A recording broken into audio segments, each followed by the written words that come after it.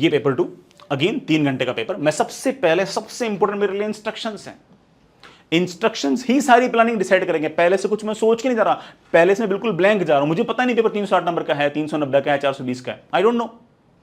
मैं तो पेपर के इंस्ट्रक्शंस और मार्किंग स्कीम से आइडिया लगाऊंगा पेपर कितने नंबर का है। उसमें ऑब्वियस बात है कि ना कि मुझे सबसे ज्यादा इंटरेस्ट इस बात में है कि है ना पेपर में किस किस तरह के सवाल पूछे। मुझे अगला इंटरेस्ट इस बात में है कि नेगेटिव मार्किंग कहां का कैसी कैसी है। अभी पढ़ता हूं। 15 सवाल है बेटा ईच पार्ट के अंदर, सेक्शन 1 और सेक्शन 2। पहले 10 सवाल, 4 ऑप्शन दे रखे हैं, 1 और more of them is correct, more than 1 correct question है। अब अगेन भगवान से उम्मीद करते हैं कि पार्शियल मार्किंग हो। इसने साफ साफ बोल रखा है कि पार्शियल मार्किंग है, लेकिन एक भी ऑप्शन अगर गलत टिक कर दे तो -2 मिलेंगे।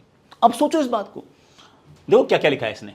+4 अगर आपने सारे ऑप्शन सही किए तो, एक सही ऑप्शन के लिए आपको +1 मिलेगा, कुछ भी नहीं क्लिक किया 0 मिलेंगे, एक भी ऑप्शन अगर आपने गलत टिक पुट किया तो आपको -2 मिलेंगे। जैसे इसने एग्जाम्पल भी बता रखा है, इसने ये बड़ा एग्जाम्पल दे रखा है। For example A C D are the correct option, कि ए ऑप्शन, सी ऑप्शन और डी ऑप्शन ये तीनों सही हैं। इन ए, सी और डी को टिक कर दोगे तो आपको 4 नंबर मिल जाएंगे। बी नहीं करना है, बी करते -2 हो जाएगा, ठीक है। ओनली ए और डी टिक करोगे तो 2 नंबर मिल जाएंगे। ए और बी टिक कर दिया तो ऑफ कोर्स -2 मिल जाएंगे। मतलब सबसे बड़ा पनिशमेंट क्या है? सबसे बड़ा पनिशमेंट ये कि गलत ऑप्शन को टिक करते ही सारा मामला खत्म। आप 4 कॉन्सेप्ट हैं, मोर देन 1 करेक्ट क्वेश्चन में कई बार 4 कॉन्सेप्ट होते हैं, 4 अलग अलग कॉन्सेप्ट में सवाल पूछ लेते हैं। A concept, B concept, C concept, D concept. आपको ए कॉन्सेप्ट सही से आता है, सी कॉन्सेप्ट सही से आता है, डी कॉन्सेप्ट सही से आता है, आपको बी कॉन्सेप्ट सही से नहीं आता। 4 में से 3 कॉन्सेप्ट आपको सही आते हैं, बी कॉन्सेप्ट आपको सही से नहीं आता था। इस कारण से ये सही ना होने के बावजूद भी आपने इसको टिक लगा दिया। तो 4 में से 3 कॉन्सेप्ट सही होने के बावजूद आपको कितने नंबर मिलेंगे? -2 मिलेंगे। तो पनिशमेंट कितना बड़ा है? तो इसका मतलब ये होगा कि मोर देन करेक्ट क्वेश्चन में मैं इस बात का खास तौर से ध्यान रखूंगा कि भले ही मैं 1 नंबर की हम कम ले आऊंगा, लेकिन -2 लेके आऊंगा, क्योंकि -2 लाते ही पनिशमेंट बड़ा है। बाकी जो नंबर आ रहे थे ना बाकी के, वो भी गए और -2 हो रहा है। तो जब भी मोर देन करेक्ट क्वेश्चन आएंगे मैं हल्का सा कॉशियस रहूंगा कि मुझे यहां पर नुकसान नहीं करवाना। भले ही फायदे में मैं 2 नंबर कम ले लूंगा। बी में से कंफ्यूजन है कि यार ये होगा नहीं होगा, होगा नहीं होगा, छोड़ दो। होगा नहीं होगा अगर ऐसा है तो छोड़ दो, कोई दिक्कत नहीं है। टिक तभी लगाना, अगर इस तरह की मार्किंग स्कीम हुई तो टिक तभी लगाना जब बिल्कुल श्योर हो कि आंसर सही है, वरना टिक नहीं लगाना है। मोर देन करेक्ट क्वेश्चन अगर मान लो कि यही एग्जैक्टली अगर मान लो मार्किंग स्कीम रहती है तो टिक लगाने से पहले 50 बार सोच लेना कि हाँ भैया टिक तभी लगाऊंगा जो मैं बहुत श्योर हूं। लेकिन इतना पता लग गया कि मोर देन करेक्ट क्वेश्चन में टाइम लगेगा। 4 अलग अलग कॉन्सेप्ट हैं, कई बार रिलेटेड भी हो सकते हैं, लेकिन अक्सर 4 अलग अलग कॉन्सेप्ट हैं। हाँ, कई बार ऐसा होता है कि ए और बी एक दूसरे को नेगेट कर रहे होंगे। ए में बोल रखा होगा टोटल मैकेनिज्म कंजर्व्ड, बी में बोल रखा होगा टोटल मैकेनिज्म नॉट कंजर्व्ड, तो ऑफ कोर्स या तो ए सही है बी सही है। तो कई बार तो बड़ा ठीक है, of course more than correct question आसान हो जाता है। लेकिन in general more than correct question आपको 4 बार सवाल सॉल्व करना पड़ता है, तो more than correct question takes time.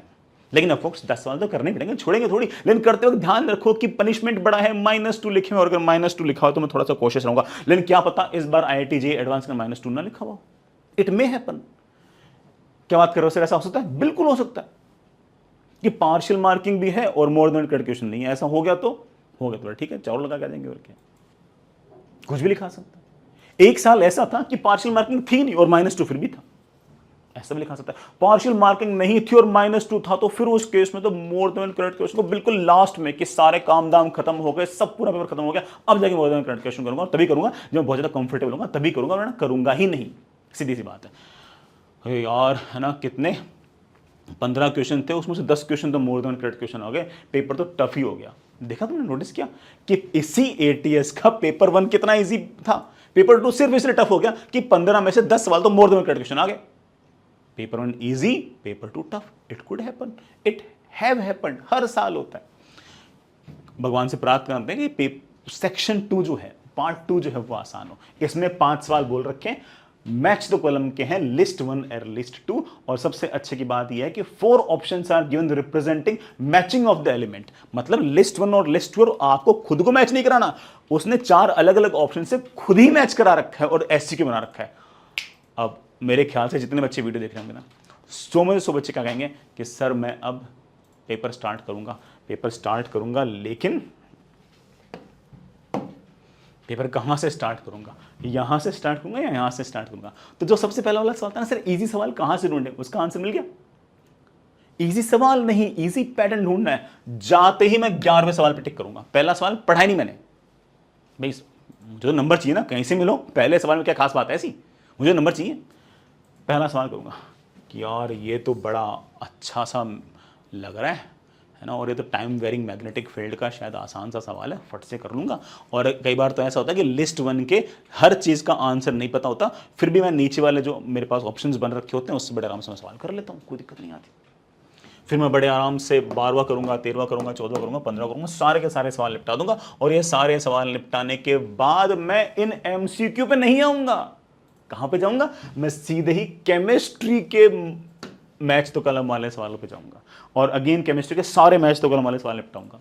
फिर अगेन ये सारे के सारे सवाल निपटने के बाद मैं इतना बेवकूफ नहीं हूं कि मैं मोर देन क्रिटिक्स में चला जाऊं। ना ना ना, मुझे मैथमेटिक्स से ज्यादा प्रेम केमिस्ट्री से है, मुझे मैथमेटिक्स से ज्यादा प्रेम फिजिक्स से है। बट मैथमेटिक्स के जो मैच तो कलम जो सिंगल चॉइस में कन्वर्ट कर रखे हैं, वो पक्की बात है कि फिजिक्स के जो मेरा प्रिय है, केमिस्ट्री जो मेरा प्रिय है, उसके मोर देन 1 करेक्ट क्वेश्चन से ज्यादा प्रोबेबिलिटी इस बात की है कि मैथमेटिक्स का जो मैच तो कलम होगा उसके सही होने की प्रोबेबिलिटी ज्यादा है। समझ गए इस बात को? तो आप सीधे कहां जाओगे? आप जाओगे मैथमेटिक्स में, और सीधे आप बेटा 11th क्वेश्चन के मैथमेटिक्स जाओगे, और अगेन ये सारे सारे सवाल करने की पूरी कोशिश करोगे। जैसे ही ये आपके 15 सवाल हो गए, 45 में से 15 सवाल हो गए, not bad, not bad. Of course उसमें से 1-2 गलत भी हो सकते हैं, बट 15 सवाल जैसे हो गए ना, अब आप कॉन्फिडेंट हो। अब जो शुरुआत वाली नर्वसनेस थी ना, वो भी खत्म हो गई। अब का दिमाग भी बहुत तेज काम कर रहा है, आप बिल्कुल शार्प हो। अब जाओ सीधे किया, अच्छा फिजिक्स फेवरेट है, अब मैं मोर देन करेक्ट क्वेश्चन टाइम बताता हूं। और सिर्फ मोर देन करेक्ट क्वेश्चन में क्या सोचना है? ये सोचना है कि किसी भी तरीके से मेरे को गलत ऑप्शन पर टिक नहीं करना, ठीक है? बस ये तो मैंने सिर्फ 2 तरह के पैटर्न दिखाए। कई पैटर्न बेटा ऑफ कोर्स कॉम्प्रिहेंशन भी आएंगे, कई पैटर्न के अंदर बेटा ऑफ कोर्स ऐसा मैच तो गलत में आ सकता है जिसमें SCQ ना हो, आपको मैच करना हो, बिल्कुल हो सकता है। तो वो जब आएंगे बेटा उनको उस तरह से हैंडल कर सके। लेकिन मैं रफली मैं आपको बता दी कि आपको कैसे कैसे सवाल आपको छांटने हैं।